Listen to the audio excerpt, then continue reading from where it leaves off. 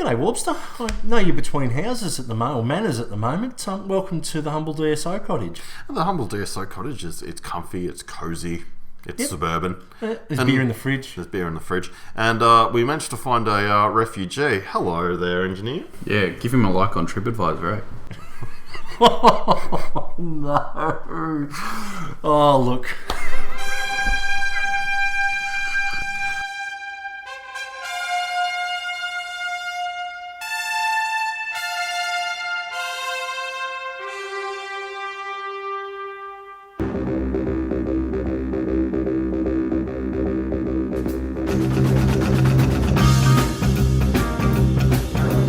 On this first and hopefully not last edition of the Supercar Insiders Touringcast, 11 or 14 is in a Ford, no racing makes us bored, accelerator pedals will be flawed, and I still can't find anything interesting about a billboard. Yes, welcome to the Touringcast. I'm the Warbster, former god of Australian motor racing, and with me are the sound engineer, G'day, mate. who I just broke, and the DSO. Hey, Warbster, sound engineer. Well, how was your Christmas break, lads? Still can't find anything interesting about a billboard. Moving on. Okay, no worries. Sound engineer, you enjoying the holidays? Oh, I'm loving it. Loving that extra cash. Oh, yeah. Lovely that you're taking a day off work just to come and record with us. Yeah, you're taking a pay cut. Taking a pay cut. This one's pro bono, apparently. It's his Christmas present to us. To us. All right. Ladies and gentlemen listening to us across the airwaves, this is a bit of a Warbster experiment that we're going to try out. So we're looking to do the summer series. Yep, and we haven't fitted electrodes to the sound engineer menu. No, or winter testing, as the minion told us a few podcasts back. We're getting into the time machine and we're going to commentate on some touring car races of the past. So the summer series will include commentaries of classic races that, thanks to the wonders of technology, you can watch along with. We hope that this will fill your need for racing and us until the road racing season starts in February with the Dubbo Hill Climb. Yeah, absolutely. Without time stamping it, we're about 4 weeks out from the Dubbo Hill Climb. We're going to climb out of the DeLorean. We're going to wind our way back to 1989, where Bob Hawke was Prime Minister. The Soviet Union was slowly circling down the plug hole, and Warbster, we're going Group A racing. We are indeed. It's the 4th of June, and we're at a decidedly wet and murky looking day at Winton. They're running a marathon around the hills hoist for the 7th round of the Australian Touring Car Championship. Yes, it's an interesting concept. We're going to commentate the race off the video. Warbster, couple of options for those playing at home? Absolutely. If you've got Seven's Magic Moments of Motorsport Group A Classic Volume 1 DVD, you can watch off of that. It's actually, I think, the second or third race on the DVD. Otherwise, if you go to a certain tube site, Super 100, and search for 1989 Winton ATCC, the full race will come up. Those on YouTube need to go to 42 seconds and pause, whilst the DVDs need to pause when Noons is talking. This is so we can sync everyone up. Alrighty. So hopefully while you're all setting that up at home, we'll do a little bit of backstory. So, sound engineer, what do you know about Group A? Group A, isn't that really cool race that's like all these awesome cars that were production cars? You know, before we got rid of floor pans and just went with spray frames instead. I think you're a little bit lost. Warbster, do you want to help him out? Well, basically, Group A was, and I could go into real propeller head territory here, but no, just keep it neat. Keep it neat. Okay, pretty much the basics were road car. 5,000 had to be built. They were raced as they were built, although you could do things for safety and various tuning and all that sort of business. But essentially, they were road cars on the track. And it was an international touring car formula. I think, realistically, the first proper set of international rules as a touring car formula, adopted by CAMS. It replaced Group C in Australia. Group A essentially was pretty much similar to what we're seeing in supercar / touring car racing today. Main players today and back then, Holden, Ford and Nissan. But the cars themselves are very different, Warbster. The Nissan Skyline and Holden Commodore are both in the field, but in 1989, this was the era of Formula Sierra. turbo Ford, absolutely dominant. How dominant, Warbster? Well, there's been 15 races since the end of 1987. DJR with the Shell Sierras, the famous Redbacks, has won 14 out of 15 of them. Yeah, and some bloke called Tony Longhurst won the other one in a Sierra. Yes, the infamous 1988 Lakeside meeting where he had some clutch creep off the line, or as Neil Crompton said, it was a dick problem. It was a crutch problem. Times are pretty tough in 1989 if you're a Holden hero, because Mr. 11 or 14's even driving a Ford. Holden themselves, they're all running the Walkinshaw VL. There's a few VKs up the back, but the majority are VLs. Walkinshaw himself in the HSV racing team, please note they're not HRT yet, isn't even running in the championship. Larry Perkins is the only series regular of any consequence, but Alan Grice is making a cameo in the Les Small car for this round. Grice is making his cameo between European and American commitments. He's actually trying to forge a name for himself in Winston Cup of all places. Meanwhile, at Nissan, the Gibson team, the famous Nissan Motorsport, is fielding the HR31 Skyline GTSR. At that point in history, the HR31's nearly equal to the Sierra, really at the end of its development life. But it's fair to say, with Datsun throwing a fair bit of money at the team, Warbster, what happened in 12 months' time? A big green lizard that destroyed cities. Godzilla. Godzilla came on And board. it's fair to say, I mean, that 1990 Touring Car Championship that Jim Richards won, he pretty much won it in the HR31 as it was, but talk about cracking a peanut with a sledgehammer. Absolutely. All right, so those of you ready to play at home, if you've queued up from where Noon stops talking, or What'd you say? from 42 seconds? 42 seconds for the tubers. Thank you, engineer. You'll see the cars coming up the back straight on their formation lap. Let's press play now.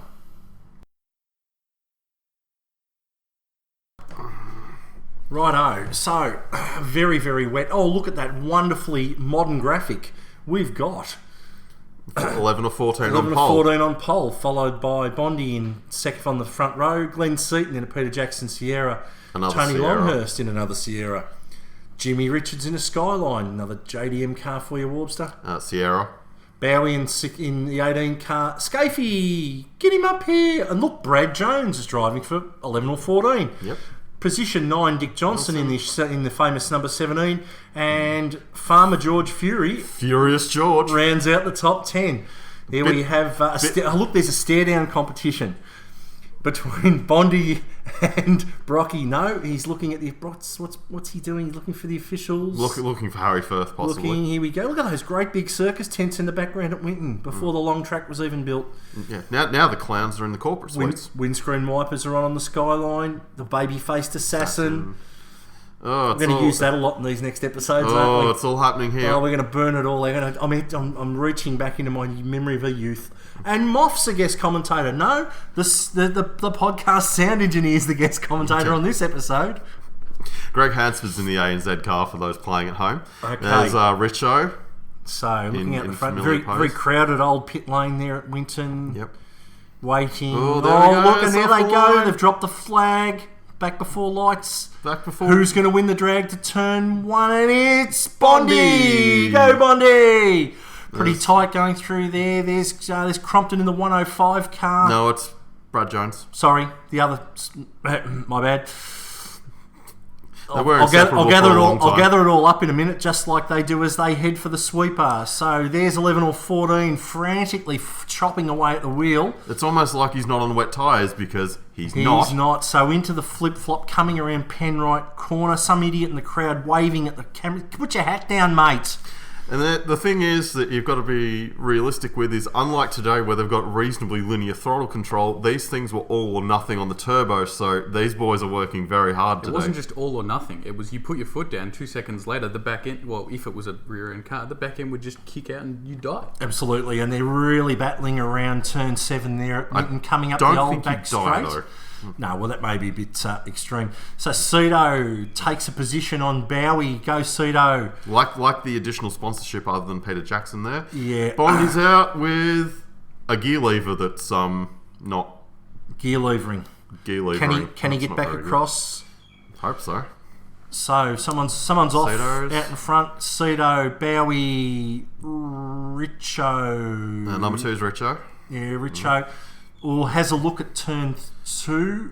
Bowie's harder to pass in a kidney stone than a now, so this one should be interesting. Yeah, we might even make reference. And we're in the pit lane here with Bondi. Bondi's Toyo gone. High-Tech Tyres, Caltex, no, they're shaking their head. Yeah. That looks like Alan Grice in a... except he's out there racing in a Cobra and Dryzerbone coat. Actually, what you find is Bondi's actually saying in the car, geez, this is still more reliable than my Alpha was. Absolutely. Well, there's 11 or 14. There's 11 or 14. That's Penrite corner into the middle of the... No, he's onto the back straight there. We've missed a few corners. Here's 11 or 14 driving a Ford. Yes, everybody. So we're not dissing him. We're just reminding you that he's not driving a Holden. All those Holden fans are currently on the floor going, no. So here we go with the... Speaking of on the floor, the Nissans are foot to the floor at the moment. They did have a horsepower deficiency over the Sierras traditionally, but this is not a horsepower track. No, and in the rain, it's even more a handling track. Here we go. He's got Bowie. He's just put a move on Bowie into turn 1. Yep, there goes Can he make Richard. it stick? Can he make it stick? He's going to put a move on Cedo if he's not careful here. I think Cedo's not going to be as easy as the other one. He's round the outside. No, Cedo's changed direction. No, he doesn't want to be out there. That is not the place to be. Ooh. Oh, and there's a bit of biff and... Oh, touched him up. Bring back the biff. No DSO back in those days, so... No, hang on, there wasn't a DSO back there. There definitely wasn't a DSO in 1993 if we ever do any early supercar stuff. Yes, not There you go, indeed. he's So round the side by wrong side, side again. give him one, he's giving Give him him a rub. two, give him three, 2. and he's gone. They're in the dirt. They're off. Oh, it's through the drain. The Rainmaster didn't master the rain today, did he? I tell you what, you're not the only bloke that's driven through that drain, that's for certain. And,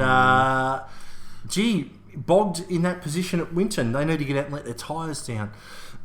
Meanwhile, back near the front of the race... Furious George furiously getting past the Bowie car. George is just hammered through John Bow. Well, these are Fury's conditions. It is wet. Yes. And Mr. Rally Driver... Mr. Rally Driver... Oh, look, Cedo's... Cedo's. Didn't even slam the door. That's a bit weak, Cedo. I would have slammed the door. Get used to it, Cedo. In 6 years, you'll be doing it at Bathurst. You are nasty, Warbster. All right, so there's the replay, ladies and gentlemen, out in the middle. Proudly sponsored by that corner by Nissan and Tui's Light. You can breathe easy with Tui's Light. Speaking of breathing easy, there is a lot of tobacco sponsorship on this particular year. Please don't smoke. No, don't smoke. And don't get FIA insurance because they're going to go broke in a few years. Yes. Where did FIA go? They went broke. They became HIH and off they went. Yeah, 2001. So... Oh, here we go, Bowie. Again, not the place you want to be around the outside, but especially not with John Bow. And there's Bradley Jones sticking his nose up there as well. Very, very tight. And Longhurst takes the slow line on the grass. That's an interesting line, that, yes. And stays even further back because that was the slow line. Oh, Gricey. Got a bit of tail out action there. I think he's trying to get on Jones. Can he put a move on Jones? No, Jones closes the door. The superior handling of the Ford Sierra. Yeah, it would have been ultra high if you tried that one off. Oh, very, very nice. All right, so we're on about lap. I don't know what because there's no lap ticker. Because there's no lap count, no ticker, or no lap. There's no ticker. We've become dependent on technology, haven't we? And we don't even know who's in second, third, or fourth because we're used to having it on the bottom of the screen. It's ridiculous. Yeah, or them talking about battle packs. And I haven't seen any super slow mo yet, Warbster. When does that come? No undercut or overcut. Oh no, don't please. I haven't pitted yet. Sound engineer. Well, they actually don't have to stop for fuel in it these days, so. No, this was back when you could pit and change tyres if you chose. You didn't have a compulsory pit stop. And there goes Richo, not looking very happy at all. No, he'd be saying "oh shut" in his yes inimitable Kiwi way. And he's heading for the pit lane. That's pit lane? That was the pit lane. God, it looks like a paddock. Yes, it was a paddock. The bloke that drove around it the very first time. And there's Richo into the pits. Nissan minions. Hello, Brad's off. Aubrey's own Brad Jones trying it on the grass. You think it'd be good in because that's how we do it in Aubrey. No massive damage, Bill, so it can't have been 2017. No, it can't have been 2016 when his boy won there and did it in the grass, but that's another story. So Longhurst sticks the nose out for a look on Bow, but Bow's making that thing wider than the transporter sideways, currently tearing pages out of the John Bow Book of Defensive Driving and throwing them out the window. Seriously, if anybody can make a car wide, John Bow can. So Longhurst again sticks his nose in on the entry to the sweeper. And it's fair to say the DJR cars are struggling hugely. Yeah, absolutely. I think struggling for grip. And look, Longhurst's just got it all over him. All he's got to do is find a place to get past. Actually, can I posit a theory on why I think the DJR cars are struggling? Go. And it's a little bit propeller head, but I think you'll appreciate it. Go on. With the Sierra engines, there's Jim, not looking very happy. No, very young looking Jim there too. Oh, I got the hat, covers the hat bald spot. Well, he's only in his mid-40s at this point. Oh, just spring chicken at this stage. Yeah, he's only got 30 years of career left. Yeah. So, he's in his middle of his career. So, and Longhurst's passed. Longhurst's got through Bow, and Brad Jones has got through Bow too with, made the pass stick coming into turn 8. Well done. Now let me expound on why I think the DJR cars in particular are struggling, because Sito's mullet. Sito, look at that mullet. Check out that mullet. That's amazing. Where is he there? Oh no, he's just end of the old back start of the old back straight there, over in the crowd. Anyway, I'll try and posit this theory again. No, I'm going to have another quick dip at it. Pretty brave going into the feral crowd at Winton, Sito. Keep going with your theory, He's got a mullet who'll fit in. Yeah. Anyway, I'm positing this theory. Now, anyone who's out there who knows better, please prove me wrong. But what I think it is the fact that DJR ran a lot less static compression on their engines than the other Sierra teams did. For example, Longhurst, Brock, and most of the other teams were running basically a Rouse kit, which is Andy Rouse's operation out of England. Yep. Moffat ran an Eggenberger car, which was worth about twice as much as the rest of them. Yep. DJR went on his own development path. He ran his turbos extremely off the turbo map in terms of it was running out of what would be considered the efficient zone. Yep. To get it back into the efficient zone, he had to run less static compression. Sorry to pause you for a second, but if we go back to the telecast, look who's closing on who. It's Furious George. It's Furious George, and he's gobbling up 11 or 14 into turn 2, having a big look. Mm-hmm. Having a big look. I reckon he gets him here shortly, Warbster. He's heading for the sweeper. Brock's trying to cover his line frantically there. He knows Furious George is furiously behind him. I think the issue with Brock is he is running groove slicks. He was never one for wet tyres, and it did bite him more often than it helped him. Yep. So the wipers are still on. Hard to tell in the telecast if it's still raining, but I can't. They don't seem to be putting up a lot of spray, so I'm wondering whether the rain stopped. Well, I mean, it is 1989 technology. It's not HD. Yeah, well, which doesn't help either. No, well, and we're all a bit used to HD these days, aren't we? With our no Foxtel. Sideways out of the corner, Brocky trying to light it up. Furious George. Now let's watch for covering his line. No, doesn't cover his line. Very twitchy under brakes. Yeah, drifts it in, thinking he's Shane Van Gisbergen, and he manages to hold on for another lap. Furious George is just Brock's thing's all over the shop. Got to be tyres, Warbster. Yeah, it's got to be tyres. Got to be tyres. So George probably isn't quite so furious at the moment. I think he's just sitting there waiting because he knows damn well. Can the cameraman wipe that lens? That was really, really bad there. I thought I had a cataract for a second. I was going to say, or it was snowing. Well, it is Winton in June, so hard to say. Anyway, I'll just finish my thought on back to Dick Johnson and to DJR turbos. They're running less static compression, which in theory means that once you come off the corner, you have to wait for the turbo to spool up even more before you get any reaction out of it. Yep. It also means that your throttle control is not as good. Yep. What do you need in the wet?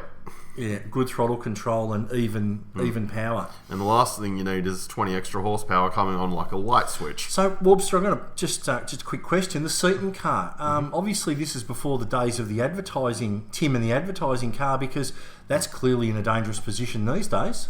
Well, it probably wasn't back then. You had to basically have a really massive accident to throw a Tim car. Tim car didn't actually exist. You'd be looking at a red flag back in those days. So here we go. Furious George, Brocky sideways up through the last corner, up onto the main straight. Here he comes. And down here we the go. inside. Oh, yeah. And Brocky gave him room there. Are He you knew he sure was... this is the same Brocky that people keep ragging on about? No. Brocky knew he was. Brocky knew he was gone there. So, and here we go. They're battling down through to coming into turn 3 into the sweeper. We do give Peter Brock a lot of stick on this show, partly because the Look at him, he mythology. deserves it. No, the mythology outweighs the man himself, and I think even he got sick of it towards the end.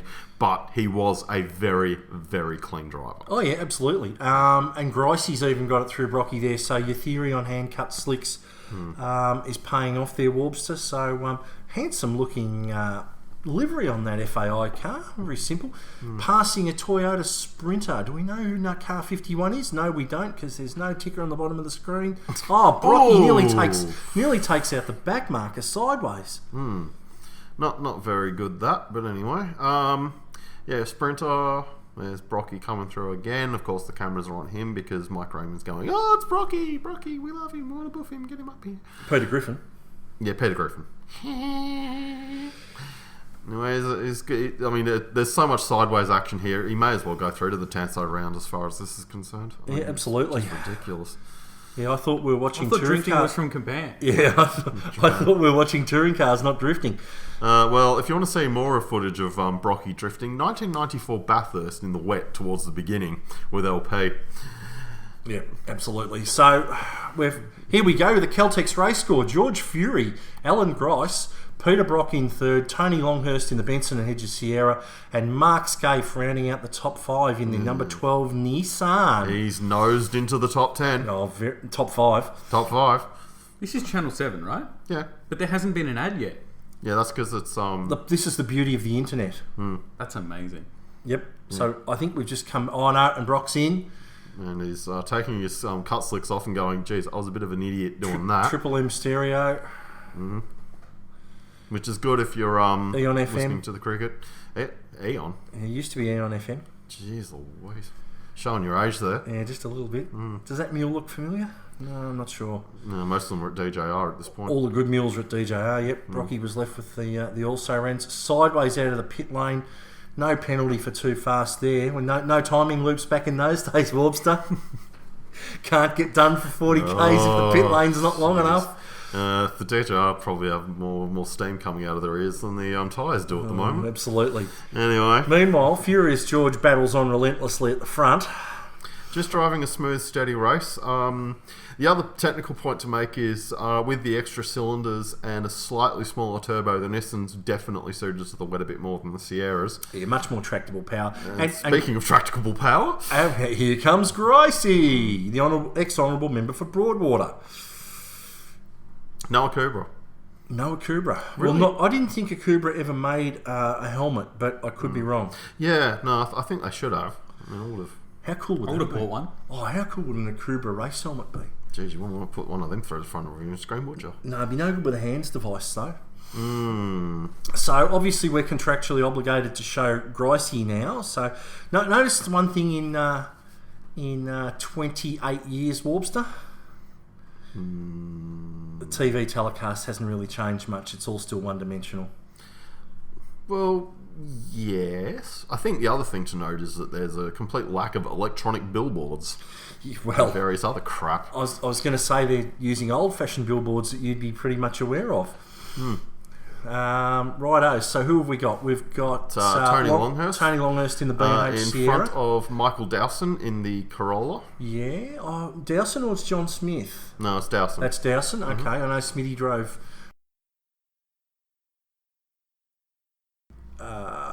Corolla. Well, Class C. Yes. Yes. Sorry, yeah, my bad. Is there actually a sand trap at turn 3 at this point? Turn 1. Well, yeah, at the time of turn 1. Yep. Yes, there is a sand trap at turn 1. Just Do you really need one today, considering the mud? You got to get through the mud to get to the sand trap before you hit the tyres, before you hit the concrete wall there, sound engineer. So, but if you want to see shocking safety standards, it's better than Amaroo was. Nice shot there outside of the flip-flop, looking back across to turn 5 and into the middle of what's affectionately referred to as the cleavage. So we've got... you look at the track map, it's definitely the cleavage.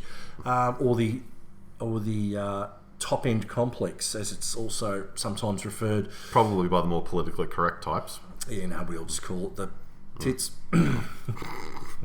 Alrighty, so Meanwhile, back at it's Scafey. Meanwhile, back at the ranch, He's got his nose in front. It's Scafey. Go Scafey. Yeah. That's really, really boring livery. I know it's the Nissan livery, but man, it looks so boring on that car. Looked better on a V8 supercar, to be honest. It does. It looks better on an L. That's a very good point, Minion. Well, when it's not painted by Peacock Pan and Panel or some dodgy paint. No, that livery on a Nissan Altima does look a heap better than it does on that wedge-shaped Skyline. Yes, but he's actually in the top 10. I wish we could take it back. I just think I just saw some debris on the track on the entry to Turn 2. That'd bring out an advertising brake car in the modern times. Nissan Special Vehicles. For those who don't remember, they actually had a special vehicles branch for the R31 Silhouette, which had nothing much in common with this car except for the fact that it was an R31 Skyline. And a couple of other points around Nissan Special Vehicles. Freddie Gibson and Howard Marsden at Nissan Special Vehicles built a very special little two-door Pulsar Exa Turbo and donated it to the Victorian Fire and Rescue Squad as a chase vehicle. And giving up some of my my background, it's fair to say it's the fastest ever shopping Jeep I've ridden or driven in.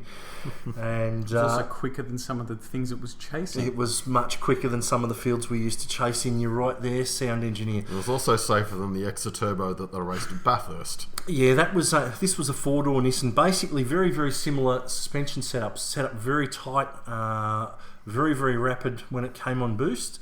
And so we're on about lap halfway through, I'd think, by the time clock. It's we're... That's all right. No, we're 20 minutes into the telecast for those of you following at home, about 20 and a bit. Mm-hmm. And Longhurst is closing on Alan Grice. Longhurst closing on Grice, and I'm trying to catch who the yellow car in the background is.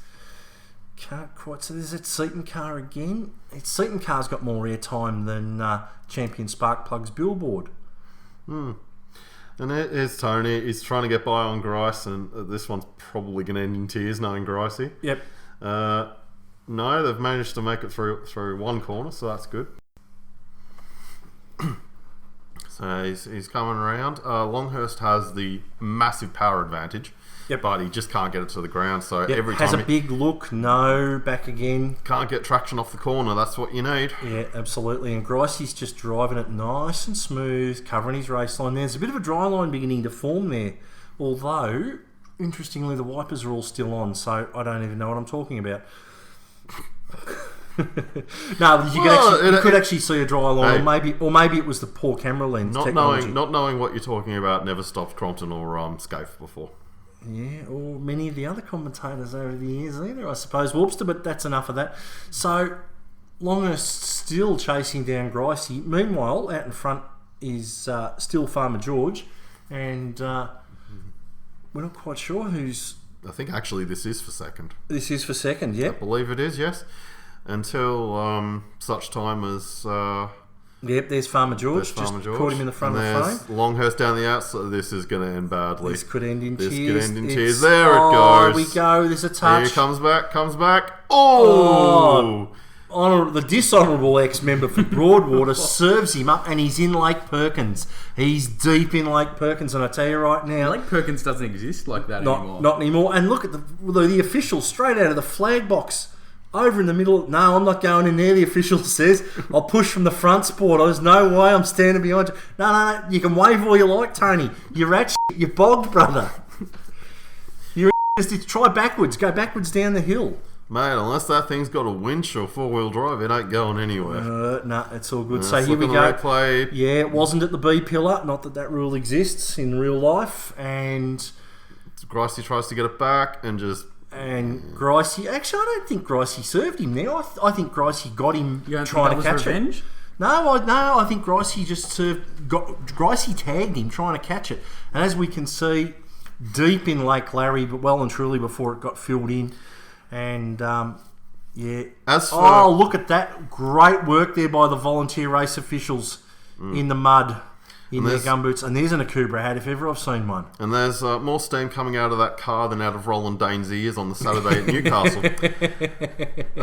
Just for yucks, Moffat on the actual commentary said standard Grice procedure there, but those two still have heat from the RX-7 days. Oh, yes. Those two did not like each other. No, not at all. Not very much at all. So Tony's still depositing litres and litres of water out of the inside of that car onto nearly a bit more mud falling out. On the plus side, and here he goes, he's going to be lapped. He's about to be lapped by Grice, and that's no mean feat around the 2 kilometre Winton short track. Longhurst, well, let's look on the plus side.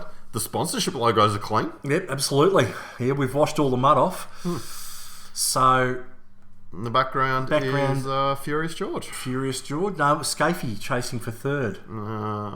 Okay, I'll have a look at the numbers next time through. I think you're actually right. I think that is actually Scafie. Yep, chasing for third. So Longhurst's about to go a lap down. And look at all the panel damage that resulted from Grice hitting him. Absolutely none at all. No, back when we had real race cars with real bodies. Yes, that is Scafie. You were right. In the 12 car, sticking his nose in. Operating at a high level there. He's got a fair bit of mud on the back. I think he's had an excursion or two. Can you believe that spray? Who gave who a spray? Yeah, there's a dry line. No. The spray doesn't happen until Eastern Creek about 20-something years down the line. Yeah, absolutely. Oh no, Jim gave him a good spray at Bathurst not long after this. True. Alrighty, what are we up to? 12. We're just watching Scaife go around. We're watching Mayfield operating at a high level. Been a darling of the TV coverage for a long time, hasn't he? Oh, here we go. And there's Gary Rogers! Funky Gazza Motorsport. In the old days of Funky Gazza Motorsport, when he was definitely a privateer, but not as well funded as now. You know, back when Funky Gazza used to have a steer himself, and he has for a lot of years in a lot of different things. Looks like 11 or 14 still struggling with oversteer. Yep. So he's working hard there. Caught the curb beautifully on the run out. No, nicely done. Sets himself up for 2. Caught the curb too much there, Brocky. And speaking of which, whoa, hello DJ. there, Dick just in front of him, same corner. And you can tell it doesn't rain much in Queensland when they're racing. Yes, they call it off because it's torrential. Well, I mean, he's a 4-time champion at this point, so we probably shouldn't disparage him too much. So, can I go all race official nerd on you here? Go for it. Race control flag point 7. None of these cars have got window nets. Sorry, that's a veiled reference to don't worry about it. Are they wearing balaclavas? Because Marcus Ambrose had some fun with that. But quite interestingly, it does show the difference in safety standards. These days, if you're in a car that doesn't require a window net, you've got to have the window up. And none of these, and they're running around with the window down to stop the fogging. And nobody's running a mandatory window net. That's not Perspex. Very, very interesting. The demisters probably do work, which is probably just as well on a day like this. Well, in fact, this was almost the era where they were putting demisters on the front glass windscreens. And there's Robbie Francevic in the Whittaker's Peanut Slab Sierra, yes. The Wolf Sierra for those Sierra nerds out there. Yep. So are you telling me that these cars from nearly 30 years ago and here we had go. better demisters so than we've Triple got Eight? Fury from Grice, Mark Scaife in third, Andrew Medecky in the Kenwood Sound Systems Sierra, and Brad Jones edging into the top 5 in the 11 or 14 team car. Not a Brad performance, that. And I'll give you a little bit of a snippet. Just saw the bloke at pit exit, the race official at pit exit there. Still officiating at Winton today. I'd believe you would be. And in the Yokohama car, here's Andrew Medecky. Yes, that is the same Andrew Medecky that ran the Camaro in TCM in more recent years. And John Bauer, who's driven just about everything there is to drive. In the pits. And there's the Kenwood car. Handsome Yokohama across the front. Andrew Medecky always turned out quite well presented cars, Warbster. A bit of a journeyman racer. Never really had the budget to back himself up. No, unfortunately, can steer. That's there's no two ways about that. The Port Macquarie native made a very good living driving Peter Brock cars for a few years, and that is the Lusty Commodore. The Lusty Commodore, one of the Lusty brothers who are part of the enterprise that these days currently makes road transport equipment, made very famous by the great... Oh, I've got a mental blank, Warbs, to take over. Okay, well, while you're thinking of that, the Moffat car's been lapped. Greg Hansford's having a bit of a time with it, which is to be expected. That car barely runs during the year at this stage. Larry Perkins. And in the background, you can see a Nissan-sponsored fire vehicle there at Winton that still serves duty today. Wow, that must be cheap. It was free. Fair enough. So back on my train of thought, back to the Lusty Brothers, reminds me of that very, very funny moment at Bathurst when the Lusty Brothers had Ellison sponsorship on their car, and the great Doug Mulray pondered the question, who was Lusty Ellison? Nice. Chris Lambden, Bow Repairs Commodore. Yeah, Chris Lambden, Bow Repairs Commodore. Chris Lambden, current architect of the better of the modern Formula 5000 car. The Super Formula 5000 Thunder... whatever. That one. Yes. Yeah. His is the good one. Not the Warbster knockoff hastily thrown together. No, it was, we need somewhere to put these engines. Yeah, and nobody wants to use these engines. But that's another story. No Coyote crate motors in this field, Warbster. So it's getting pretty frantic there back in the field. We've had a series of pit stops for tyres, non-compulsory, I must add. And there's bless you, other big noses. Is Crompton banging on about fuel right now? Or tyres? Well, I'm not He's sure. He's banging on about tyres, surely. Well, he's in the car, so he'd be banging on about something in the pit to car radio. He's not actually driving this weekend, so no, he'd be banging on about tyres. Sorry, I keep confusing Brad Jones. Isn't this back when you could actually use whatever tyres you wanted? You could indeed use whatever. Very good point. You didn't have to use Dunlops that broke after 2 laps? You can use whatever you want, and that was part of the challenge, Sound Engineer Minion, that... Is that if you had Bridgestones, you would win? No, later on? No, that's later on. Your relationship with your tyre company was king. They'd give you the best tyres they possibly could, and that was sometimes the difference between winning and losing. Turns out Rocky's wet tyres were just didn't exist, did they?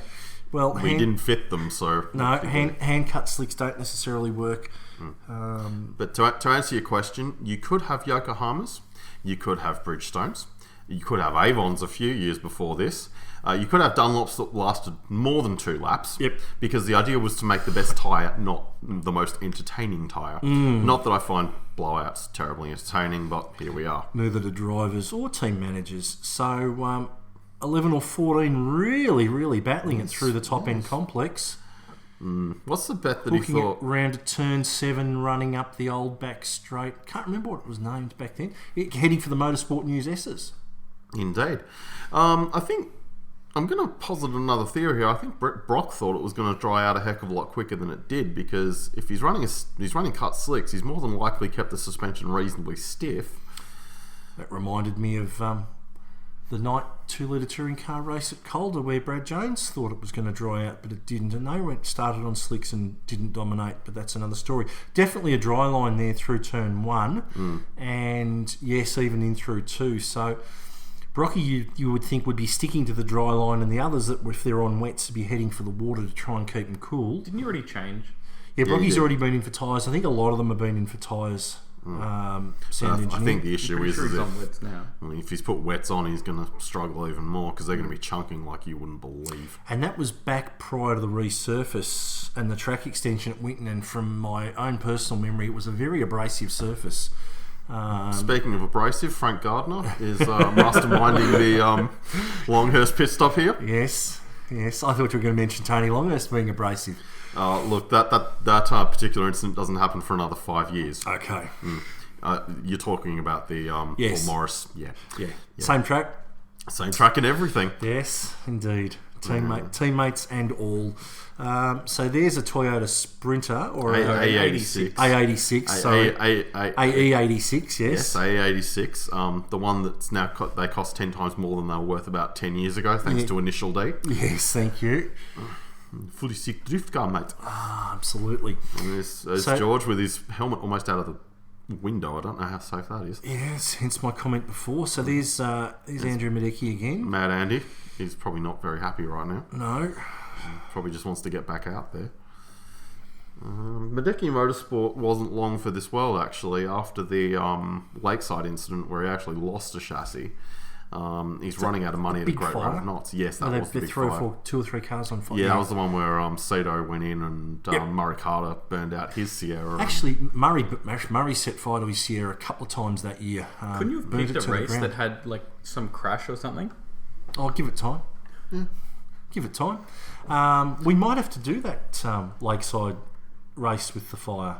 That'd be a good one for us to commentate. I think that might be a good one. We don't want to do too much 1989 because there's many other eras that we can get into. Yep, absolutely. There's Blast Dynamics explosives. Good for a turbo car.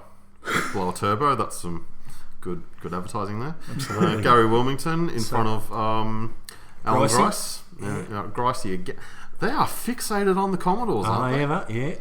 You can tell who was throwing the money towards the telecast. You can say who was helping Seven behind the scenes with things as well. There's Scafey! Love him, want to buff him, get him up here. You want to buff Scafey? Warbster, please. He's part of your commentary team. You hired him. Not his commentary team. Not anymore. I can tell you right now, there will only ever be one Warbster and he's sitting between us. Oh, blame me. Do you know you're the only Warbster of Australian motorsport now? As of now, yes. As of now. You already mentioned that like 3 or 4 times. You're the official Warbster of the Australian motor racing landscape. And we've got a back marker being passed by Wilmington, and Gricey's going to punch past. No. Cleanly done. Corolla came off a bit second hand. He got out in the weeds, but that's his problem. Wilmington's actually in 6th at the moment, so he's doing very well. Clearly, he hasn't pitted for tyres. Well, there's more than one way to win a race, and not stopping. Very handy, especially on a little track like Winton Short Track. So Gricey's sticks it in at the tank. What was later for Tui's corner, and what was later to become Penrite corner. Into turn 6, the middle of the top end complex, and it's tight, ladies and gentlemen. Nerd. Hey, it's my home track. I'm allowed to nerd out a little bit. Home Fair track. enough. It's 2 hours away from you. Yeah, all that too. Sandown's closer. Well, it's still around. You know what else is? Calder Park. Sorry, the wilderness. Haven't seen racing there for a few years. Wait till later in this episode. Good segue there, DSO. Thank you. So it's all a bit cars going round and round and round the track with us just talking about it. But well, that's the basic idea of this podcast. Oh, is that what we're doing? Okay.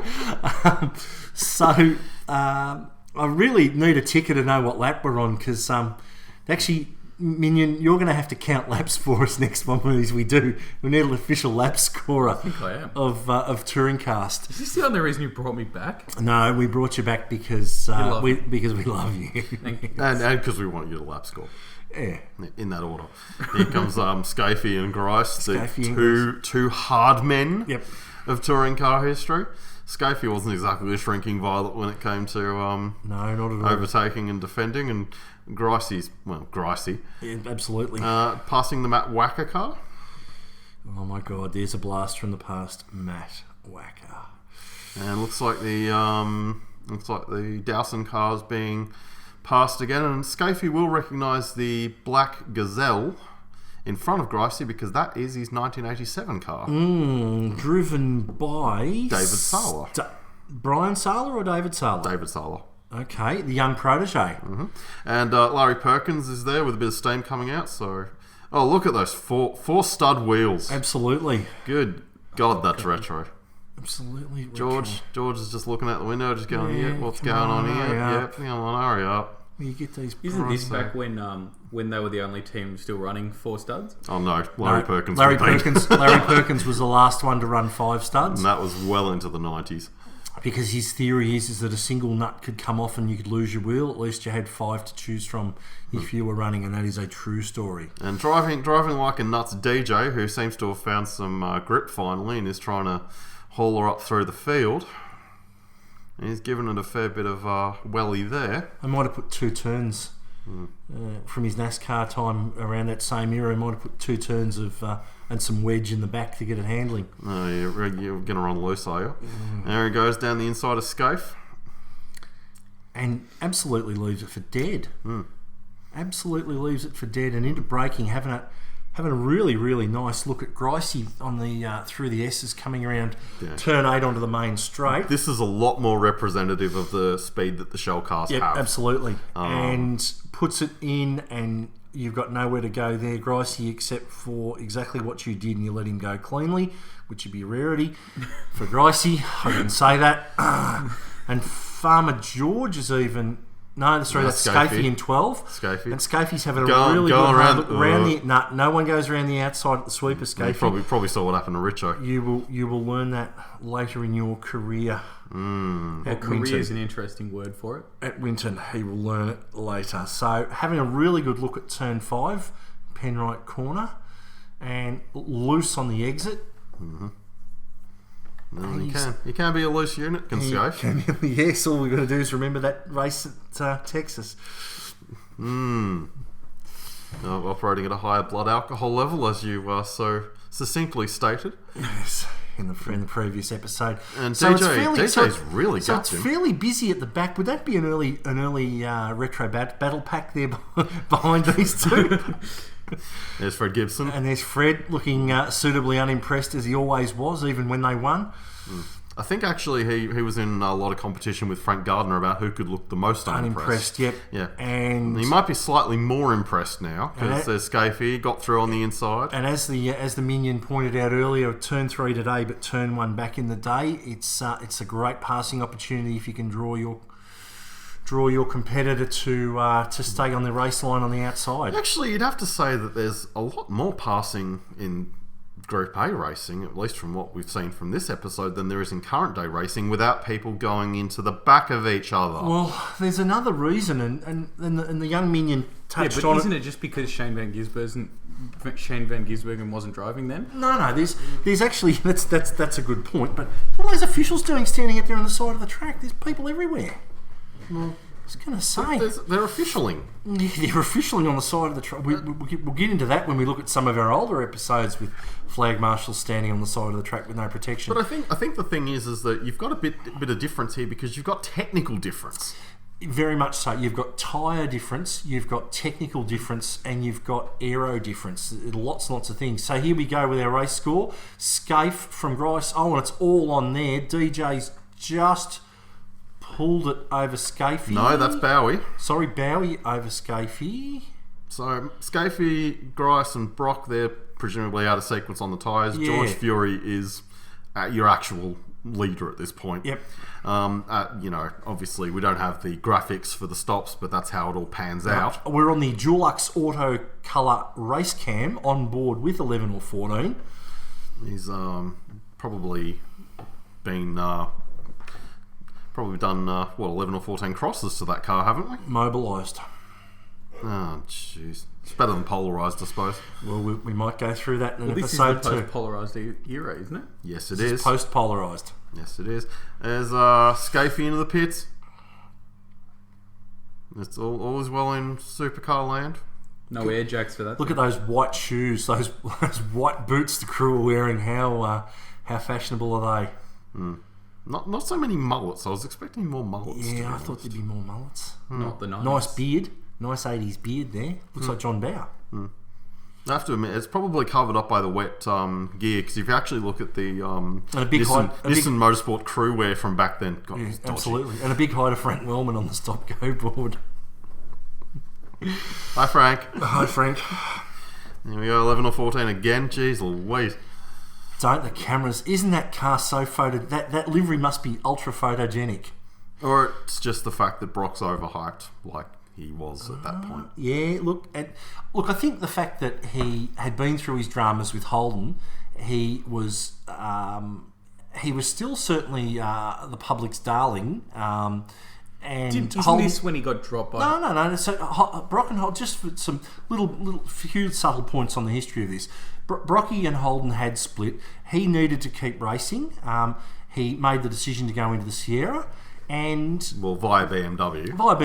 But Brocky's now in the Sierra. Mobil have stuck true to him, as have Bridgestone and a few others. And there's Mort Brown, chief Brock apologist. Yes, and Minion. He basically he's out there doing it and continued to make a career. The public thought that Holden were big bad Holden. Those who love Brocky will never admit that that anything that transpired was Brocky's fault. And there's a number of publications. So building a car that people didn't want, that Holden didn't want to sell, was not his fault? There was more to it than that. Oh, there's a lot more to it than that. We'll go into it in some depth, maybe in a segment in the future. But it's one of the great stories of Australian motorsport and the rise and fall of Peter Brock. Indeed, an excellent book by Bill Tuckey. Yeah, and his son Slug Harvey. His son Stuart, I actually do know reasonably well. So if you're listening, hi Stu. Thanks, Stu. That's DR30 under. Oh, there it goes. Yes. There it goes. Well, that was bound to happen eventually. A skyline spinning off in the mud at Winton. I thought it was. This isn't Drift Matsuri, is it? Is it? This is not Winter Matsuri. Sure, it's not Winter. It looks like Winter Matsuri to me. It's Clive Smith. Donoso, if you're listening, Winter Matsuri. Lots of shout outs this episode. We're in the summer series, ladies and gentlemen. We're keeping it pretty loose. There's been some good drifting. There's Matt Wacker again, giving it a good whack. Matt Wacker, the stories I could tell you about that bloke. Are any of them legal? Would they require lawyers? Let's just leave it at that. Translation? Yes. No, just Wacker by name. Lyndon Reith Mueller, bang, there it goes. Big push, hard off at the flip-flop, very, very commonplace. And that's now covered by tyres, for those of you playing at home wondering why he hit the concrete. The same reason that the cars don't have window nets. And he's not very happy because he's just torn up a lot of $100 bills and got his race boots wet. And the crowd will be abusing him right about now. Yes, if you can't hear the abuse. And there's that kid waving at the camera yet again. That's called push. That's called. See, normally when a car hits the grass, wall these days, you go, "Oh, there's an ad break." Tim yells out, and it's obviously deemed to be in a safe position because racing continues. Remember when we didn't have yellow flags every 5 minutes? Oh no, there'd be a yellow flag being waved. No, it's not an entertainment flag. It wouldn't have the safety car board. Advertising flag. Oh, the advertising flag. Sorry about that. Yeah. No, the yellow flag is still the yellow flag back then. That's just they didn't use the entertainment car. Yes, because it didn't exist. Yes, the pace car now is brought out whenever anyone sneezes. You know, like Shane Van Nieuwsbergen, had a bit of a tail waggle. Oh, geez, that might be unsafe. Yep. No, we got to bring the field back together, especially at Bathurst. Shh. Minion. Don't want anyone getting past. Jeez. Minion. I'll stamp you a ticket to the last 30 laps if you're not careful. Anyway, and we're back with Furious George again. Here he is, going around corners, doing things.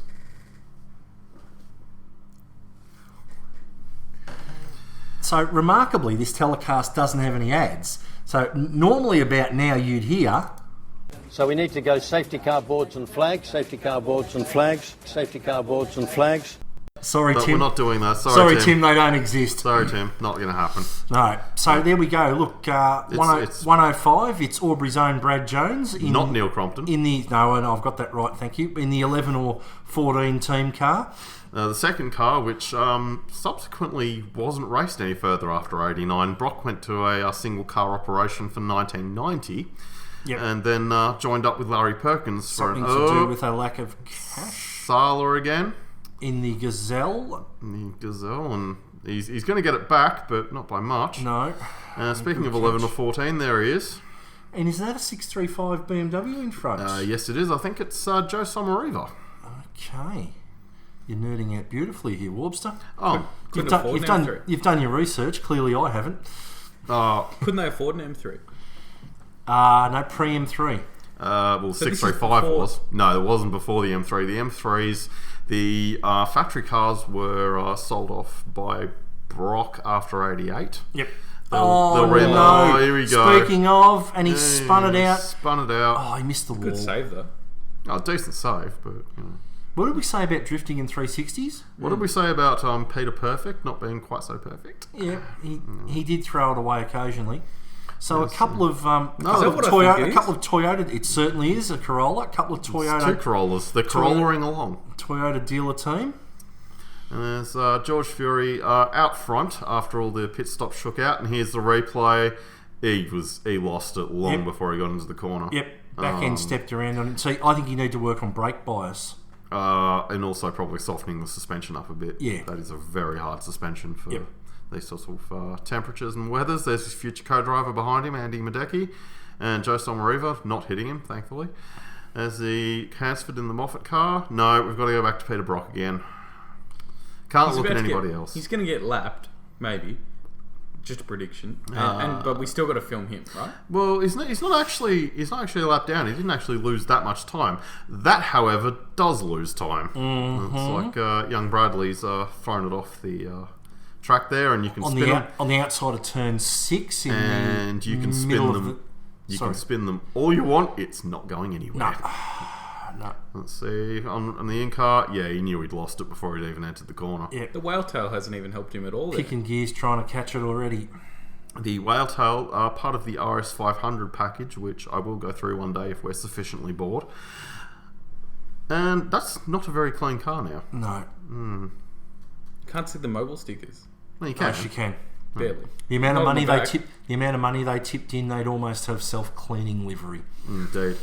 Whittaker's peanut slabs are looking a bit chocolatey, though. Yep. And Brocky just had the hand out the window for a minute. Don't know whether he was saying hi to Levi and Chili at home or telling Robbie Franswick to get out of the road. Column A, column B.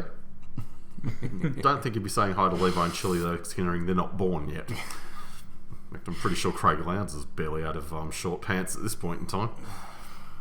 DJR cars. So we've got Brock, DJR cars, And I Johnson, believe that's Bow, and Jones that's- out of the mud. Yeah, and that is Jones, and it's car 3, Furious George. And Furious George looking to actually lap the DJR cars, Wow. which is practically inconceivable in this time period. Given that they'd won 14 out of 15 of the previous races. Exactly. Is this a watershed? You're such a JDM guy. Now I know why you picked this episode. Oh my God. And I let you. Like I said, we've got to do a Winton one because, Winton being my home track and everything. And you had to pick the one the Datsun won in, didn't you? Well, it's actually a fairly Dominated. decent watershed considering what Nissan will do in the next 12 months, especially with the Hang on. Hang on, is that a smile? I thought it was... Is that a no, he's gritting his he's teeth. gritting his teeth, okay. He's gritting his teeth. Looks like Looks one, ba- though. He's actually... Do you know what that is? That's Fred Gibson, knowing the camera's on him, pretending to not look back at the camera and watch his race car. Yeah, he's sort of like self-conscious, like, okay, you've got the shot now, go away. Yeah. Leave me alone. I know what I'm doing. No way, he's not Kimi Räikkönen. No. So anyway, the humiliation of Shell Sierra being lapped is About imminent. to take place. And George isn't quite furious at the moment. George is He's having a really good... Actually, George just needs to be a bit furious. He's got a bit of heat on him. there's Andy Madecki. Andy going up Madecki inside. unlapping himself and George letting him go. Well, that's clever racing, I suppose. That's good Well, racecraft. I mean, the way you win a race is by finishing it. And there's no point battling over somebody unlapping themselves. That's and with a bit of very luck, silly. Madecki might take out one of these two shell cars in the process. Well, with Turbo Boost being what it is, you'd want to be on eggshells on this one. Absolutely. Hang on, he's Oh, no. got his nose up there. Climbs the curb almost a touch. Well, Can we get the IPO to have a look at that? I think that there may have almost been contact. And IPO? I thought this was the 80s. that was back when the clerk of course and the stewards used to dish out the penalties. Yeah, I think IPO was something that only happened on the stock exchange, to be honest. Yes. They've got all sorts of acronyms for that sort of financial stuff. Yep.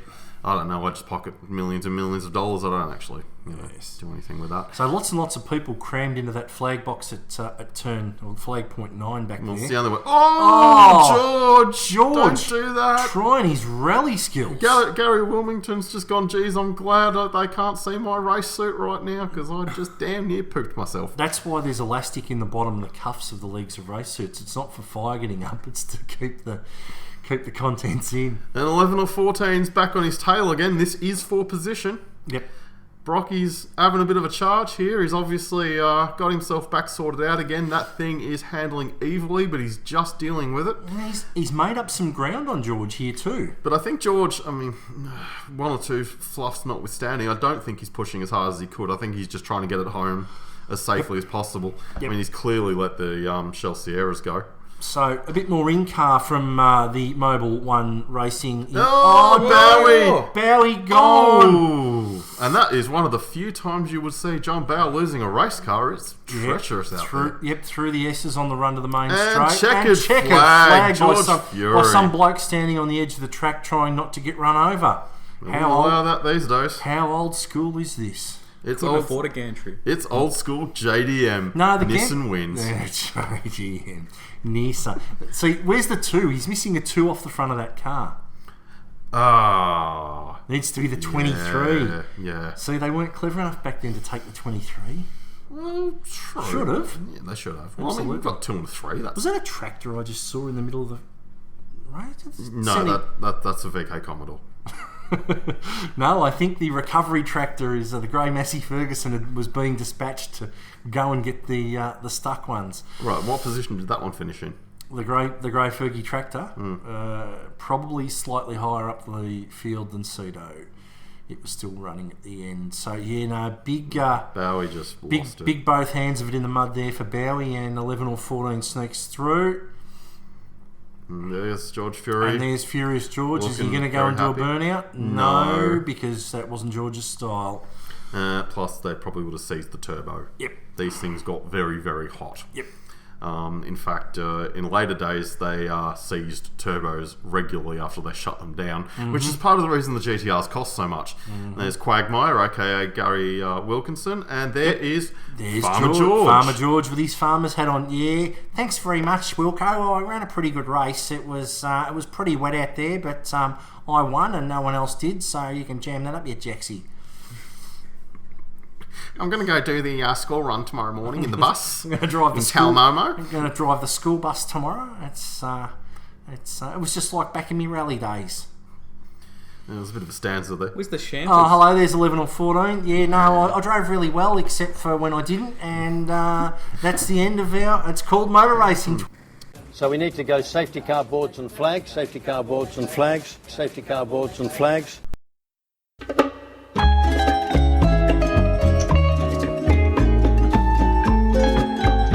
This week on Narcos, Pablo hires an Australian connection to serve as his new driver. Absolutely. We're also thrilled to welcome into the studio our Race 29 winner, David Reynolds. Congratulations. But little does he know that the DEA has hired a Kiwi whose only job is to take him out. I'll be angry at myself for as long as I can until the next race and I'll push on, but... Shane put me in the fence, had bent the steering quite bad, but then it actually started to turn a bit better with bent steering, so... Yeah, it was just a mistake, and that was 100% my fault. Just stuffed up and ended up in the wall and... Huge risk for very little reward. I think wouldn't have mattered what car Gizzy and Dave were in yesterday. They were at each other's throats for whatever reason. Very, very pissed off. Very ordinary driving from old mate, and we wouldn't expect anything less from that dude, to be honest.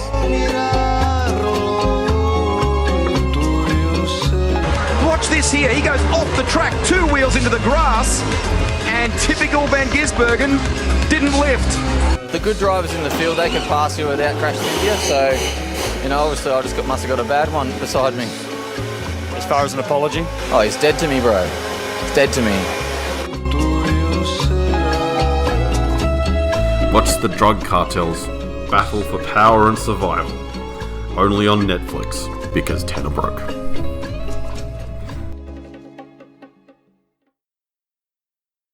Welcome back to the Touringcast.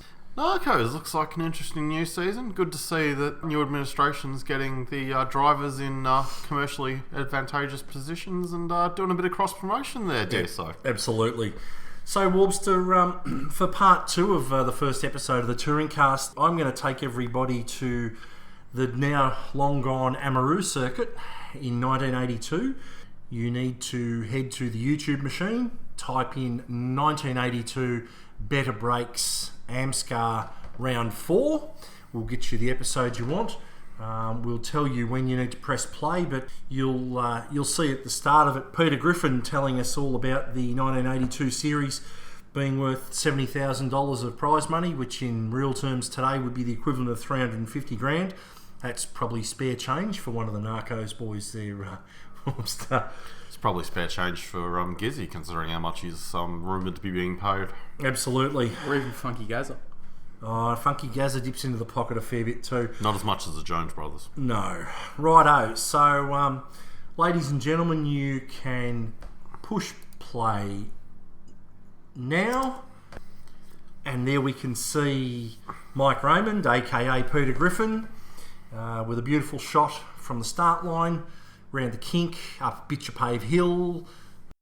Amaroo was a very, very tight little circuit, only 1.9 Ks, really short, hard track to race on, no rests, no real straights. It's and a really look, and there's Evan. Evan Green. Evan Green. For anyone who will recognise that voice from the many multitudes of Bathurst compilations that have been released over the years. Yep. Very, very well respected journo back then. Not one of Harry Firth's favourite people if you do any research into the V8 Tirana project. Yeah. Yes, Amaroo Park's a very short track. It's probably one of the few things in this motor racing world of Australia that's shorter than Jason Bargwanna. That's nasty. Alrighty, so we've got the cars coming to the grid for Heat 1. And as you can see, there's Gricey in the Recar Commodore. Yep, that certainly is. That's the car that would later take him to that famous spin at Bathurst in 82 when he was battling with Peter Brock. Recar's actually based in Mulgrave in Victoria, so strange to see him up there in Sydney, but such is life. Terry Finnegan in the 15 car next to him. Sydney Privateer, been around for a long, long time. Yeah, he's been around forever. And there's Big Rev Kev in the Channel 9 Sports Camaro, the almost largest budget in the history of Australian motorsport, on the front row next to Gricey. You can see a multitude of Group C touring cars. There's Lauren Cullen in the background with his hand out the window there. The Australian made. That was the car that Alan Jones drove in his first Bathurst. And the 14 car cutting through, obviously coming straight from the recording studio, is John English, who obviously does prove that some people do have all the fun. And now they're all together now. Very good. One of the Callahan brothers sitting next to him, Murray Carter in the John Sands Falcon, number 18. Not quite sure, missed that Commodore.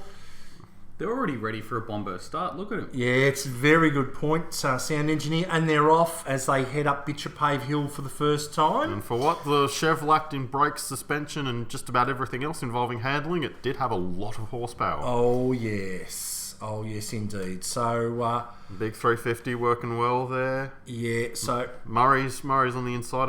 Nearly had a scrape there. It's a very small field for a.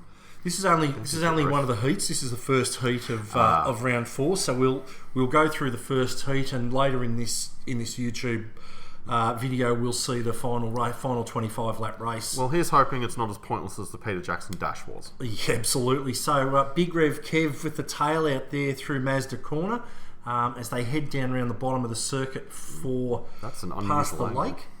Yes, that's the Lakeside Corner. Yep. Coming out of the Steve Masterton Homes. Masterton Homes. Long-time winner of, multiple winner of the AMSCAR series. And there you go, ladies and gentlemen, over the line for a very, very short lap. And look at all of those safety barriers. That's amazing safety there. It's absolutely outstanding. There is absolutely no way this track would be certified these days. So Gricey's having a really, really good look at Kev there as they come down into the bowl. Kev's got a wide rear end there, and that's not a personal dig at Kev. No, so round Mazda corner, coming up to Honda corner. Back in the day, the clever promoters and track owners used to sell every single corner to somebody for sponsorship rights, so we're going to keep calling them as they named them. So through the S's into Winfield corner at the lake. Don't smoke. Thank you, sound engineer Minion. Onto the front, straighten up they go again. Now Gricey is having a really, really good look at Kev here. I would think on this track, Warbster, that the Commodore would be a far nicer car to drive, a lot better handling than the Camaro. In the 82 era, you'd probably be looking at the RX-7 as being the real weapon here in Group C form. Well, we do see that in the final race, not in this heat race, where spoiler alert. Yeah, spoiler alert. We do see an RX-7. Actually, this is one I haven't watched before, so this is new to me as well, ladies and minions. Big Rev Kev just giving it everything here. I mean, that car has got to be at least 2 lanes wide. Yeah, absolutely.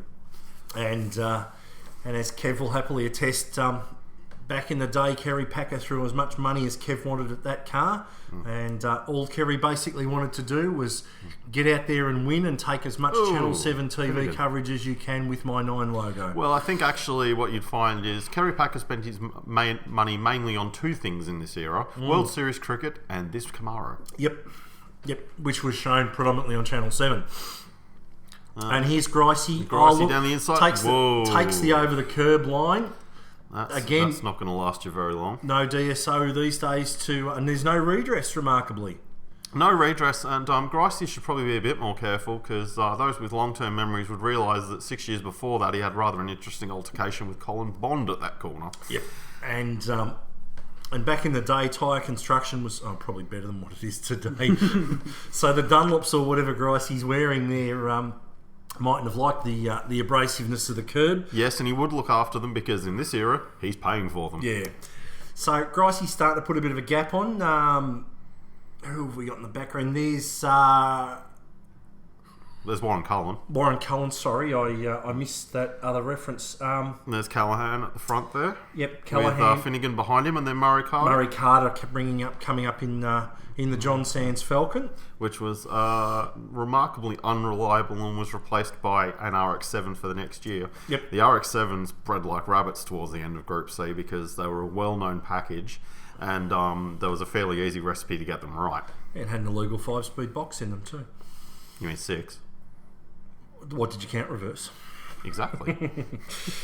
Finnegan having a look down the inside of Callahan. Ford really not at home here. No, really struggling. The big Falcon really struggling. If you wanted somebody to drive sideways though in a car, you'd be picking one of the Speedway blokes, wouldn't you? And Callahan, next Speedway man, and Finnegan down the inside there. Yep. So there he goes. So those of you with a keen eye will pick some of the names. The AMSCAR series was heavily weighted towards the New South Wales privateers, and predominantly the guys who you would remember from the Bathurst telecasts of the 80s and maybe even into the early 90s, who were the real bread and butter and made up the big fields at Bathurst. Well, the AMSCAR series was actually a lot of the waiting for how entries were accepted into the Bathurst 1000 back then. Yep. People from, say, Queensland or Victoria who didn't have had a similar resume, but not in the ARDC's backyard, generally didn't get as good a shake of it. Yep. Finnegan having another look there. Callahan was renowned for building some very strong engines in this era. He had a lot of experience with the 351 Ford. Yep. And it's fair to say on the budget that he had, he actually got some very good results. What's he just on Finnegan straight through. Finnegan straight through. Yeah, and Murray Carter through on Callahan as well. Mm-hmm. John Sands' car. This is a brand normally more associated with Rusty French, but getting an outing with Murray Carter here. Yep. And there's Gricey out in front by a country mile. We do some obligatory coverage of the leader because he's the leader. And Rico Truck and Life on the front. Rico Truck and Life magazine. Trucking could read that one. I was going to say it's a miracle there's not Shell Rimula X on the back of the car. Jeez, could you imagine a truck around here? Oh no, wait, it's in second place. Sorry. Yes. Yes, the truck is in second place. Well played, Warbster. Thank you very much. So look, Gricey's making an absolute meal of this. Do believe, is that the end or is it another lap? No, couple more laps. Only a short heat race, this one. Mm-hmm. Heat race, is that what we used to use before qualifying? No, they ran qualifying and then they split the field into heats and they ran their heats and got points. So here we go, Sounds ladies too and much gentlemen. like The Meadowlands Pace.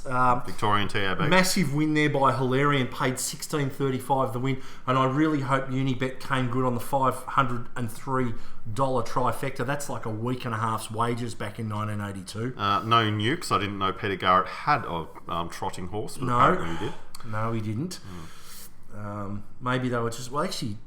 1982 10-1 album. Midnight Oil at the peak of their early glory. Could have been about John Newcomb. Oh, there's a very good Warbster. He's working beautifully this afternoon. Thank you very much. So there's Gricey. We just saw the checkered flag. Crossing in the checkered flag before I make any more references. No one under the age of 50 will get. Yeah, that's it.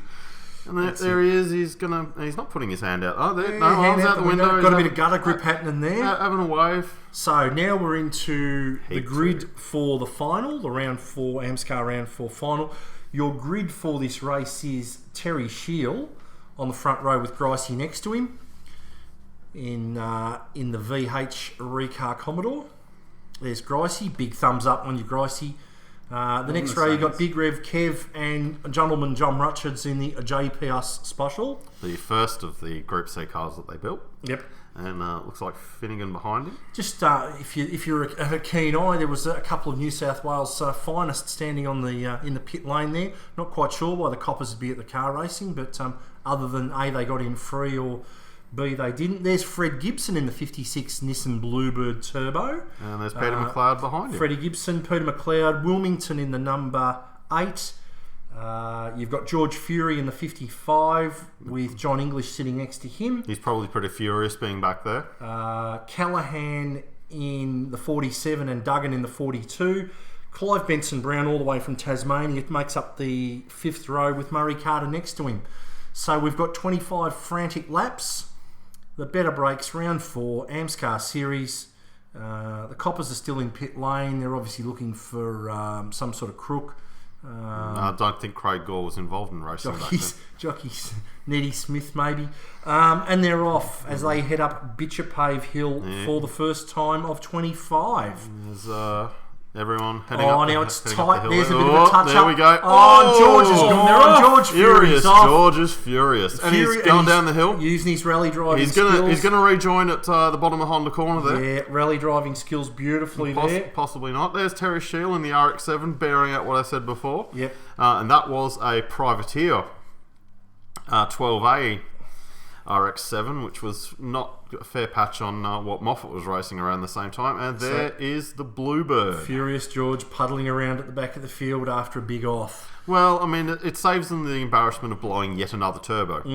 As they were oft to do in the Bluebird era. There's Terry Shiel, followed by Gricey, followed by Kevin Bartlett, followed by Terry Finnegan, followed by John Rutchards. And there's another RX-7. Yeah, Duggan in the yellow RX-7 getting it all loose. They're all getting it coming loose. Up the hill. Is having a look, is Jim? There's Jim. Jim's all over the back of Terry Finnegan, and he's going to stick it in at the top of Bitchapave Hill. I think Jim's going to do some mowing in a minute if he keeps this up. No, is Finnegan's not giving him the line? Bit of local knowledge there, held the line into Dunlop Loop beautifully. Shiel's just buggering off out front. Yeah, run off out of Dunlop into that. Kevin Bartlett's wondering where's my brake pedal 2 laps into the race. Mazda corner, round a Honda corner. Where's Ron Wanless when you need him? Yes. As you can tell, this is as I said, the first of the JPS BMWs. This is still in 12 valve form. This is before the M1 gear got homologated, which made the thing a hell of a lot faster. Nerd. I've been meaning to get you back for about 4 episodes now. That's true. Here comes Gibbo up the inside in the Bluebird. And actually, there goes Funky Gazza Motorsport. Again? Yep. Funky Gazza was being funky all over the place. Yeah, absolutely. That's Gary Rogers throwing it out really wide there, coming across the start finish. So at the mid pack, so they head up Bitchapave Hill yet again. I'm getting sick of calling Bitchapave Hill. We'll call it something else. No, I'll call it Bitchapave Hill because they probably gave him free asphalt. Bob the Hill. Bob the Hill. my God. That's like calling McPhillamy something different. And Warren Cullen. No, sorry, Gary Cook. Gary Cook. I must have misidentified him. It's the same car. It's the car that Warren Cullen ran in 1981 at Bathurst. Indeed, with it was. reigning world champion at that point, Alan Jones. Listen, sound engineer, just because we watched this in our youth, just because this isn't the first time you've seen this race.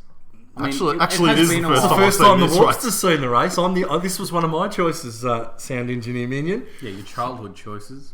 Yeah, no, I can remember sitting up in front of the TV watching these the entire AMSCAR series, all fully televised, all the support races, basically full live to air, not the packaged up. On free to air? Free to air. You don't have to pay $50 a month. Channel 7, no $50 a month. No. No wonder they didn't make any money. No. Anyway, Terry Shield in the RX-7. Good looking four-door touring car there. Yeah, really big gap to Gricey. And an even bigger gap to Big Rev Kev, who's having to use engine braking in the clutch because, for God's sake, those brakes are done. I'd be absolutely fried around a track like this. Speaking of fried, the turbo Bluebirds probably got a bit of a roast going underneath the bonnet there. So that's Freddie Gibson. Yeah. It's Freddie Gibson as who we saw on camera in the last episode, in the last half of this episode. He was very expressionless. Though. Can I throw a couple of stats at you, Warbster? Go for it. You're the JDM guy. Mm-hmm. So Fred's about 41 years of age tooling that thing around. Yep. A year later at Amaroo, Fred gave Nissan its first ever outright touring car victory in Australia, and it was the first ever outright victory for a turbocharged car in touring cars in Australia. Well, that's because no one else was silly enough to do them back then. I mean, with a car... Whoa, Finnegan! Good little stat there, but even better catch of that slide. Finnegan's really getting the tail out here. So while we segue, if you had actually been listening to the commentary rather than our brilliant commentary, Evan Green expounds the virtues of turbocharging race cars, predicting it's going to be the way of the future. As the sound engineer minion alluded to a little earlier, it's a pity it's taken 37 years for supercars to catch up. Well, I think the problem was a lot of people did catch up, but a certain manufacturer wasn't one of them. Yeah, yes, and that'd be the manufacturer of Finnegan's car. We'll be nice now. Yeah. Anyway, because the Mazda's winning, so yeah. Anyway, the BMW. Nothing wrong with the chook cooker. Nothing wrong with it. Rice burner. Yep. As everyone likes calling them. Absolutely. BMW, probably at the start of the development cycle with the 635, a lot of Group 2 parts on that car. Wait, this is 82? Yep. And a rotary? Yep. Mm-hmm. But the apex seals haven't blown yet? Yeah, and he goes all race. That's crazy. There's a spoiler for you. That's unheard of. The apex seals hold up all race. That's a bigger spoiler than the one on the back of the Bluebird. Yeah, absolutely. Actually, on the back of the spoiler on the back of the RX-7 is bigger than the one on the Bluebird. Thank you, Alan Moffat. Yeah, another one. I don't know how many lunches he had to take the boys at Camberwell out to get that one homologated, but I reckon it would have been a fair bill. It's back in the Burt Road days too. Alrighty, so here we have Terry Finnegan frantically holding out Freddie Gibson. Finnegan was actually a fairly decent driver. He never really had the budget to show exactly what he was capable of. You can tell that by the amount of sponsorship decals down the side of his car. Decals? Yeah. Decals? This was the days before wraps, minion. Okay. Alright. Decals, jeez. Decals. You say potato, I say potato. Let's call the whole thing off. So let's face it, the Datsun at the moment is looking far more poised and he's just handling this track so much better than Finnegan. Finnegan's really working hard to protect the lead from the Bluebird. The Bluebird was the chassis was never the problem. It was always sort of the engine not being able to last and just the lack of development. This was a orphan program within the greater Nissan sphere because no one else was running Bluebirds and they certainly weren't running them with that engine. No, definitely not. Which is the Z18. Nerd. Thank you. Marketed as the world's first 4-cylinder limousine, the Bluebird. Can you believe that? Okay. My grandfather had one. Can you believe my grandfather went out of a HG Premier into a Nissan Bluebird? Bet his fuel mileage got a lot better. I'll tell you right now, it breaks my heart, ladies and gentlemen. But enough about my late grandfather and his HG Premier. Out in front's Terry Shields still, and we know that because we haven't seen him, and he's so far in front. Channel 7 in their wisdom is showing us the battle that is the battle within the race. Another early battle pack. Another early battle pack. And Nissan actually looking like maybe, possibly, potentially thinking about passing the fastest Holden. Yes. Apart from Grice's. Which is a couple of positions in front. And there's Kev, I think it's Kev Bartlett in the background. Kev Bartlett's in third, so Finnegan's in fourth, George Fury's in fifth, Gentleman Jums in sixth. There's Peter McLeod. Peter McLeod. Yep. And there's Bob Holden. Ladies and gentlemen, that number 13 Escort you will still see on racetracks today in the Group C and Group A Heritage Touring Car races. Bob Holden, driven by Bob himself. I'm pretty sure Bob Holden's been racing longer than Murray Carter. Yep. Yeah, I was trying to think who's been going longer than who here, but absolutely. they both hung on for a very long time. There's Duggan again. So here's an RX-7 passing an RX-7. Clearly, one's a 12A and one's a 13B. No, for those 13B wasn't homologated yet. They're both 12As. I was going to say, he might have had a 13B in it because he's absolutely stonking at the moment. A lot of it's very Mazda blue. Oh, and Duggan throws it away. Duggan's gone. A bit of rallycross. Look at that. Oh, I've been waiting for fire. Yeah, there's a bit of flame out the back. That's the best part about vintage. Picks a gear. Off he goes. Number 42, not the last time a car numbered 42 would have an accident in an RX-7 model 1984 Bathurst start. Thank you very much. So, interestingly, a lot of Mazda and a lot of Mazda blue and white. I'm wondering whether Mr. Shields got a bit of factory money there, Warbster. Absolutely not. Shield was very adamant back in the day he was not getting anything off of anybody. No. And Moffat really didn't help anyone other than Alan Moffat. Yep. Fair enough. It's his budget. It's his baby in terms of getting things homologated. So, no.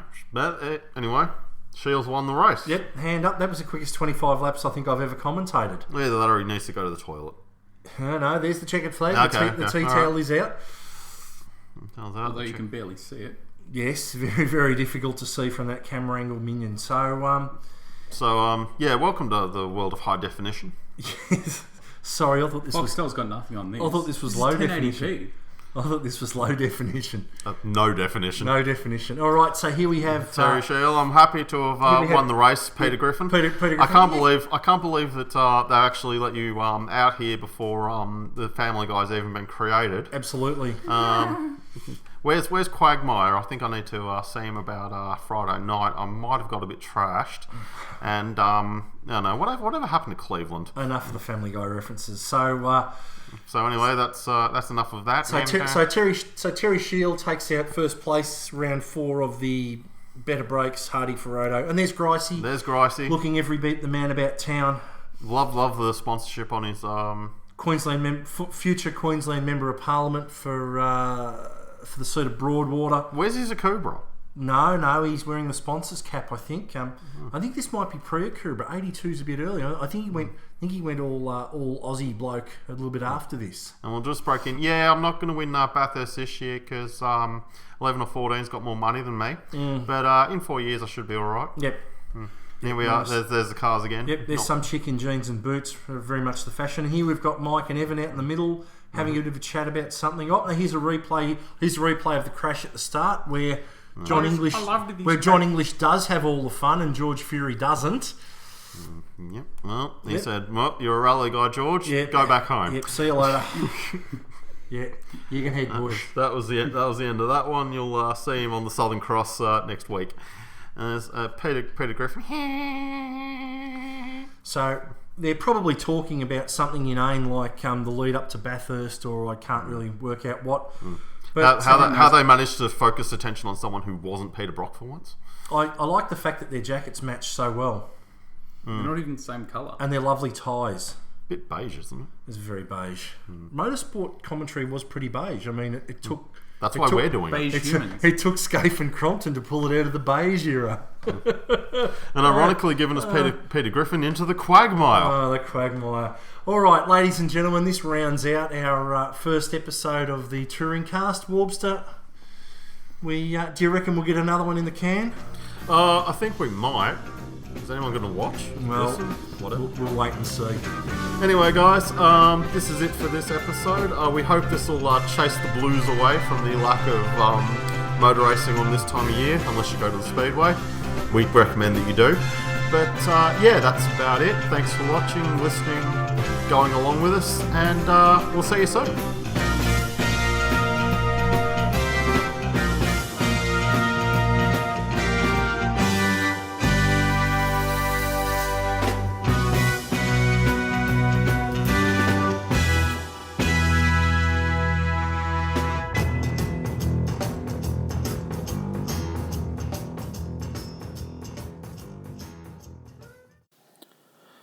This has been a Supercar Insiders production.